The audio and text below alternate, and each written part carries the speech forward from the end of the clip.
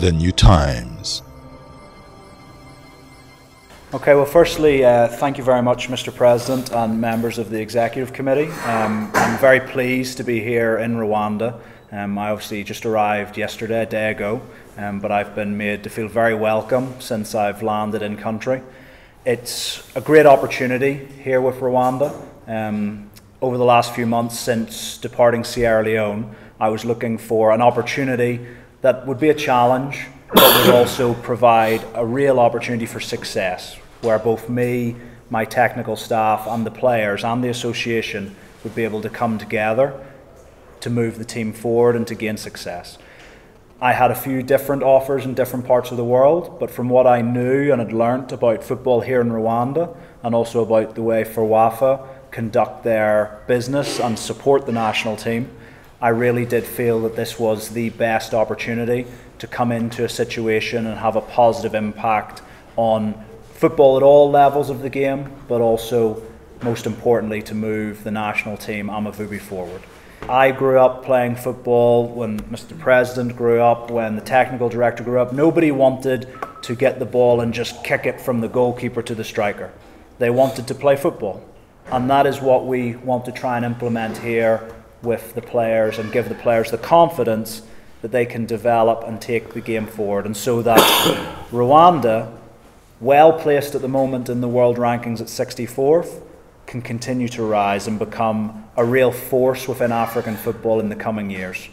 We obviously have big challenges coming up, hosting Chan in 2016, but also with the qualification for not only the senior competitions, the African Cup of Nations and the World Cup, but also the Olympic qualifying programme. So we have a lot of football to play, a lot of training to do, but I'm very confident and I'm looking forward to success that will come in the coming years. So I played youth academy level football in Ireland, but I chose, like many coaches nowadays, to move into coaching at a young age. So similar to the likes of Brendan Rodgers, Andre Villas-Boas, these type of people who started coaching from a young age. So I've been a professional coach, a paid coach from the age of 18. I have worked firstly in Ireland with Distillery Football Club and the Irish Football Association, moving to England to work in some of Newcastle United's youth programmes with some of their talented young players, to New York with the New York Red Bulls of Major League Soccer, with many young players at the academy level who've went on to represent the US at youth international level, and in the coming couple of years I fully expect at senior international level, to then Sierra Leone, where I managed and operated the Craig Bellamy Football Academy, which is the only professional academy in the country, as well as then coaching the Leone Stars national team, who, when I first went into the job, were 94th, and then 18 months later, by the time we were finished, we left them at 50th in the world. So those are my practical experiences. In terms of qualification, I currently hold the UEFA A licence with the European Confederation, the Premier licence with the North American Soccer Coaches Association, the equivalent of the A licence, and I'm currently completing the UEFA Pro licence with the Irish Football Association. For me, are very clear.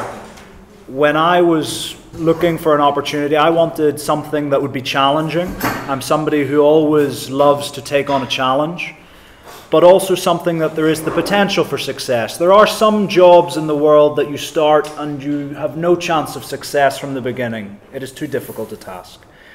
For me, I looked at the opportunity here in Rwanda and looked at it and said, it will require a lot of hard work from me and many other people, but I see the beginning of something. I think there are the foundations have already started to be laid. I've looked around in terms of the facilities here at the association and the staff that are already here and the ones that are to be appointed, as the President has already spoken about. There are the seeds of something to grow. So for me, I've seen a great potential. I had other offers from places where I could have had an easy life. I could have went to national teams where they maybe would have said, for the next 5 years, we just want you to develop and we'll pay you lots of money and you won't be under any pressure. But that is not for me. I want there to be pressure to win and to develop. That is what I live for. And so here, there is a big challenge. There are expectations for us to improve and to become better and to play better football and to win games of football. That pressure is real. But I enjoy that pressure. That is what football at this level is about. And so those were really my motivations. It is a challenge, but there is the potential for success. And with those two things, I think I can make it work. In terms of my experience in African football, you say little experience. I've lived in Africa for 5.5 years now. I worked with players in Ghana, in Sierra Leone, at the national team level, some of the very best young players in Africa. I know many European coaches and expatriate coaches who come to Africa. Some of them just fly in for the games.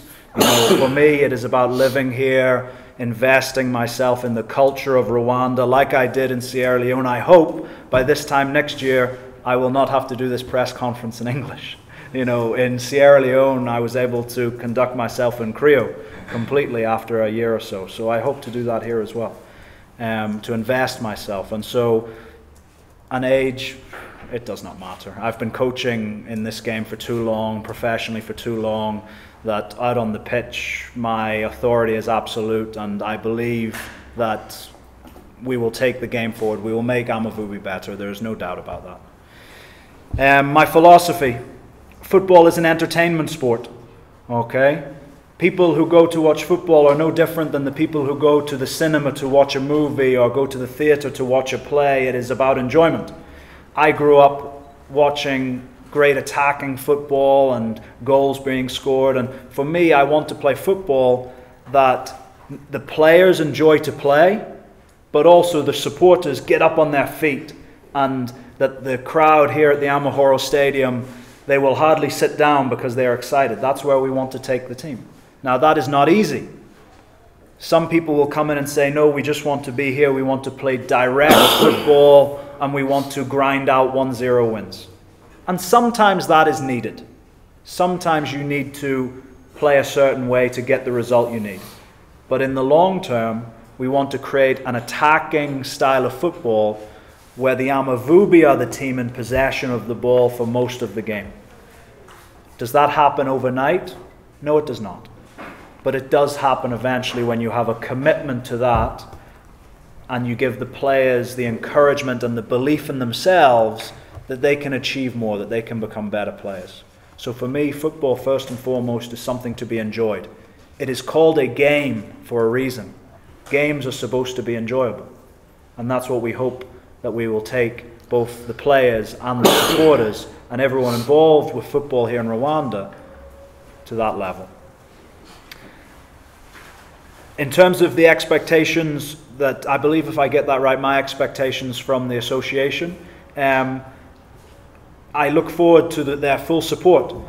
One of the biggest challenges, from my experience from football here in Africa and in the developing world, so in South America and parts of Asia as well, the logistics and the planning sometimes gets missed out.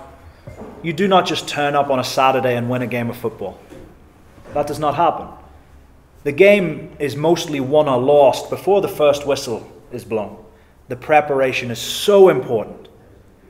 And so my expectations and hopes are that the Association for WAFA will help us to plan and prepare so that when we step onto the football field, in the training pitch, the players are comfortable, they have what they need, and then it is about performing on the day. And from what I have seen so far and the conversations I have had with the president and with the technical director and with other people who have, had given me insights into Rwandan football, I believe I can look forward to that. The Leone Stars. Why did we not achieve our success with the Leone Stars? Very, very simple. We were not able to play any of our games at home. And that was obviously we were on a very good path with Sierra Leone. In 18 months, we'd taken the team from 94th to 50th, their record position in football, the highest they've ever been.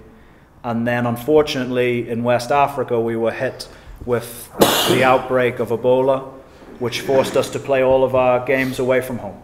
And that was, in Africa, if you look at the statistics, the away team wins maybe 5% of the time, maybe 10%. But the home team wins 65% of the time. And not only were we not able to play at home, we actually had to play away, not at a neutral venue. So not far from here in the DR Congo, we had to play our home game in front of 17,000 Congolese supporters. That was difficult. And so for us, we did not achieve what we hoped in terms of qualification for the Cup of Nations, but in extreme circumstances. I do not think I will ever face the circumstances, me, my players, or my technical staff will ever face the circumstances that we had to face in the final months in Sierra Leone, because football was no longer the priority. Players' minds even, they are worried about their families who are living at home, and so football no longer was the priority in Sierra Leone, and I think that's understandable in the situation. So with Amavubi, that will not happen. We do not have those challenges, and we expect to progress and to take the team forward and to usher in a new era of football. Not just me, but by the participation of everybody involved in FOWAFA. We look forward to a bright future here in Rwanda. Two questions, actually, the answers to them are very much linked. So the first question related to, obviously, Rwanda are currently ranked 64th in the world, an all-time high for the Amavubi. And what will we do to keep and improve this ranking? Okay, I would like to tell you my understanding and thoughts on the world rankings. They are important, but they are important up until the point that you start qualifying for major tournaments. I'm from Northern Ireland. We don't qualify for major tournaments. We haven't since the 1986 World Cup. And so we look at the world rankings and think, oh, we're going up, we're going down. But you never hear England or Brazil or Spain talking about the world rankings. Why? Because it's about qualifying for tournaments and trying to win tournaments and get to finals and semi-finals and the knockout stages. The world rankings are secondary. Now, for me, I want us to move up in the rankings because it shows us that we are improving. However, for me, it would be better for us to qualify for the African Cup of Nations with a new, improved style of play. Because you have to develop to really take on the big nations. Okay? Why is my answer to this linked to the Zambia question? So, one of my jobs after I finished with Sierra Leone, was I did commentary and analysis on the African Cup of Nations in Equatorial Guinea for ITV in the United Kingdom. So I followed the tournament and watched many of the games from the studio. For me, I thought the Zambian team at the tournament were quite unfortunate in my eyes not to get into the knockout stages. I sort of thought they would do a little bit better. I also know that in Zambia there is a groundswell of opinion that they want to usher in a new era of players, to almost move past some of the older players who obviously did so well a few years ago to win the Cup of Nations. So they're in a transition phase. For me, this week, it is fantastic that the game comes straight away, because it means I get to be on the training pitch on my first day with the players. Some international coaches get appointed to a job and they have to wait 6 weeks, 8 weeks before they get on the training pitch. For me, it happens in day one like I was a club coach. So that is excellent. I'll be working with the technical director and the coaching staff because there is no doubt they know the players at this stage more than I know them.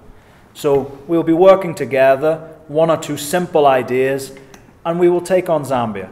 Yes, we want to win the game. But this week is about learning as much as possible about what we can do moving forward so that we can build a team that can, firstly, compete well and succeed in the Chan Championship here next January, as well as the qualification process. Okay? Sometimes when we try to develop that style of play, that attacking style of play, you have to experiment. That is the point of friendly games.